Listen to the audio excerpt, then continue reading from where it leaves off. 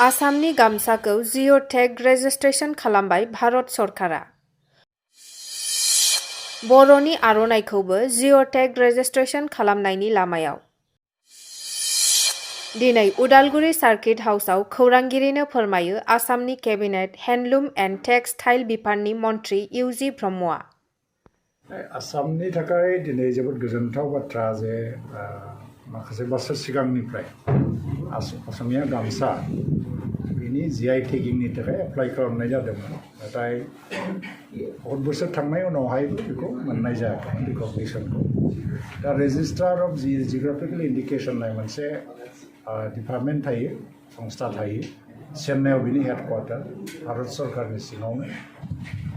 बिथांमोननि बिथिंनिफ्राय नै दाखालिनि 13 तारिख डिसेम्बर खालि मोनसे लेटार फैदों जे असमिया गामसाखौ जिआइ टेगिं होनाय जासिगोन, जिआइ रेजिस्ट्रेसन। बिनि मिनिङा जाबाय मा, बेखौ अरिजिन बिनि आइडेन्टिटिया आसामानो जाबाय, दस्रायाव जानो हाया। जुदिও बेखौ बहाबा प्रडाक्सन खालामोबाबो रावबो क्लेम खालामनो हानाय नङा जे जोंनि होननानै। बे क्लेम खालामनायनि अधिकारा आसाम आरो असमिया मानसिफोरनि आखायाव गैया। दा बिनि गेजेरजों दा मुलुगनि जेरावखि थाङा बियो बा दखानाव था एबा सोरनिबा न'आव था, बे असमिया गामसा होननानै परिचय मोनो। आर'नाइनि थाखायबो एप्लाइ खालामदों, दाबो बे प्रसेसा जोबाखै। आरो बिटिसिनिफ्राय ब्राउपेटआ बेखौ हयथ'बा खालामदों होननानै आं मिथिदों, आरो जोंनि हेन्डलुम टेक्सटाइल डिपार्टमेन्टनिफ्रायबो बेखौ मोनहोनांगौनि थाखाय प्रसेसफोरखौ जोंबो नाजाबाय थादों, बबे लेभेलाव जों हेल्प खालामनांगौ। दा जोङो हेन्डलुम टेक्सटाइल बिफानाव मोनसे बिभागाव मोनसे थांखि लादोंमोन मा, दाग्रा लुग्रा आइजोफोरनिफ्राय आर'नाइ गामसा बिदिनो बिभिन्न हारिफोरनि गोदोनायाव लाग्रा जि जोमफोरखौ जों बायगोन आसाम सरकारा। बिनि थाखाय जोंनो 100 कोटि थाखा होदों हेन्डलुम टेक्सटाइल डिपार्टमेन्टनो। दा जोङो 76 कोटि मोननानै दङ, आरो बिनिनो 68 कोटि थाखाजों गामसा बायगोन, बाखिया गुबुन खरस दङ। बिनि थाखाय जों दाखालि मोनसे पर्टेल स्वनिर्भर नारि मोनसे पर्टेल लन्च खालामदोंमोन, आरो बेवहाय माखासे इन्डिभिजुवेल जि उइभार्स, बियो माने उइभिं सेन्टारखौ लानाय जानाय नङा, बा ज'यै दानायखौ जों रेजिस्टार खालामथ'वाखै। इन्डिभिजुवेलि हारसिं दाग्राफोरनि नामखौ जों रेजिस्टार खालामदों। फ्राय 4,80,000नि बारा, 5 लाखसो उइभार्सफ्रा रेजिस्टार जादों। आरो बिटिसि ओनसोलावबो मोनब्रैबो जिल्लायाव बांद्राय गाज्रिथार नङा, माने मोजां रोखोमैनो रेजिस्टार जादों बाहायबो, मोनबा जिल्लायाव।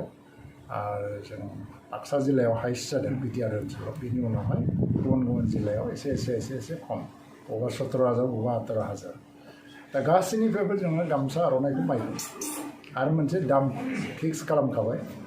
आरो जेब्लानाखि बिसिनि गामसा आर'नाइफोरखौ जोङो एक्सेप्ट खालामो, ग्रुपफ्रा गिदिर उइभिं बानायनानै जों बिसोरनोबो इनसेन्टिभ्स होनायनि मोनसे लामा लागासिनो दं। फारसेथिं काउन्सिल गभर्नमेन्टनिफ्राय दा इन्डिभिजुवेल लेभेलावबो एफा मदद होनानै बयखौबो थुलुंगा होनायनि मोनसे पलिसिखौ लाबाय थानायखौ नुनो मोन्दों। मोनसे खोथाया मा, जों आसामाव थानाय गासिबो एरियानि थाखा फैसाया मोनसे हेडनिफ्रायनो फैयो, नामासो काउन्सिल जायो, खिन्थु बेयो स्टेट बाजेटनिफ्रायनो फैयो फैसाफोरा। दा ओंखायनो जों बेखौ गभर्नमेन्टआनो लानाय मोनसे आस'ल होननानै लायो जे हल गभर्नमेन्ट हिसाबै। दा जियानो जा, जों बयबो आवगायबोनांगौ दानाय लुनायखौ। बियो हयथ'बा गोबांनि थाखाय फुल टाइम जाजोबनाय नङा, आरो बियो पार्ट टाइमबो जालांगोन सोरनिबा थाखाय, बा मेइन प्रफेसन जायालासिनो साइड प्रफेसन जानो हायो, नाथाय बेखौ लांफाबाय थानांगौ। थेंक इउ सार। फोरखौ थुलुंगा होनायनि मोनसे हाबाफारि लादों। बेनि अनगायैबो स्किल डेभेलपमेन्टनिफ्राय लानानै डिजाइनिंनिफ्राय लानानै दा जोङो खुन्दुंनि भान्डार बिटिसि ओनसोलावबो खुलिनो थांगासिनो दङ। आगोलाव बिटिसि ओनसोलाव खुन्दुंनि भान्डार गैयामोन, यार्न बेंक जेखौ होनो, आरो खालि बिजनियाव मोनसे दंमोन आरो गरेस्वरथिं बबेबा मोनसेयाव दंमोन। आरो मानोबा लानाय जायाखैमोन, खिन्थु दा बेहाय आङो मिनिस्ट्रियाव फैनायनि उनावहाय थांखि लादों जे बिटिसि ओनसोलावबो यार्न बेंक खुलिनो। दा यार्न बेंकखौ मोनफ्रोमबो जिल्लायाव खुलिनो थाखाय प्रप'जाल जों होनानै दं, फाइनान्सियेल एप्रुभेल नांगौ।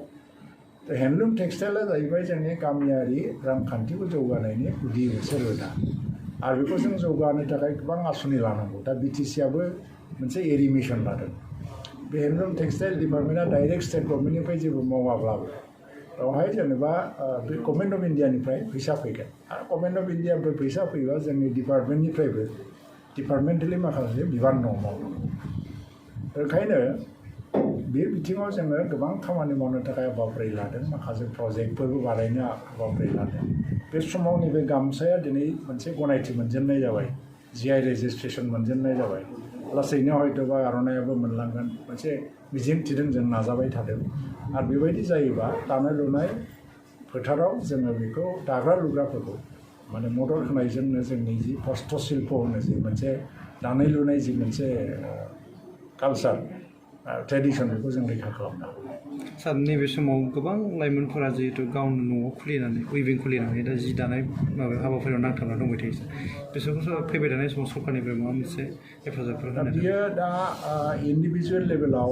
जोंहा दा माने गभर्नमेन्ट हिसाबै डाइरेक्ट ग्रेनिंनि सिस्टेमफ्रा खूब खम जोङो मा खालामो सोरबा जुदि ट्रेनिङाव पास खालामो सार्टिफिकेट हल्डार जायो बिसोरनो वार्किं एमाउन्ट जों होयो 5,000 थाखा होयोमोन थातसाल होयोमोन बेनि उनावहाय मोनसे जायो मा जोङो एक्सप' खुलिना होयो एक्सप' बानायो बा ट्रेड फेयार बानायो बेवहाय बिसोरखौ गाव गावनि दानाय लुनायखौ हामनो थाखाय खाबु होनाय जायो थ' बे हेन्दलुम टेक्सटाइलआ आनअर्गानाइज सेक्टर आरो बिनि बिजनेसखौ जों डिपार्टमेन्टआ मावा नाथाय जों मदद होयो आरो देग्लायनिफ्राय जोङो खालि माने इन्डिभिजुवेलनिल' नङालासिनो एन्टारप्रेनियार्स लेभेलावबो साफ्रोमबो मानसिफोरखौ व्यक्ति खोन्दोआव रां रुफाजों मदद होनाया असम्भब जाया बेयो मोनसे इन्डिभिजुवेल मोनसे बिजनेस होननानै हमनानै ला जों गावनो गाव राइज खालामनांगौ नाथाय गभर्नमेन्टआ बेखौ मोनसे फेसिलिटिसो होगासिनो आरो दा जों एन्टारप्रेनियार्सफोरनोबो ओंखायनो जायफोरनाखि